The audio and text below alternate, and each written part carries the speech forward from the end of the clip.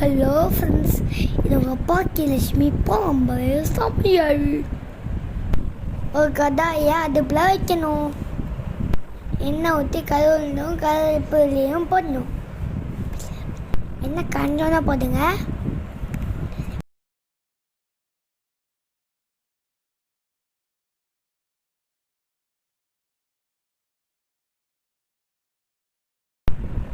நறுக்கி வச்சுருக்க வெங்காயத்தை ஆட் பண்ணுவோம்.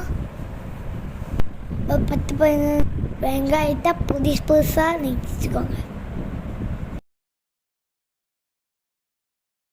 கருவேப்பிலை பொரிஞ்சதுக்கப்புறம் வெங்காயத்தை சேர்ப்போம்.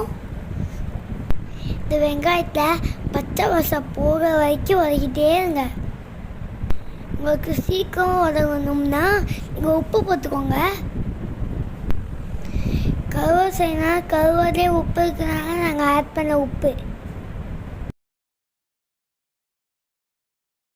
இதுக்கு இதில் பூனை நாம் நச்சு வச்சுருவோம். இந்த சமயத்தில் 2 தக்காளியை நம்ம நறுக்கி வச்சுருவோம். நல்லா வதங்கினதுக்கப்புறம் இந்த ஆட்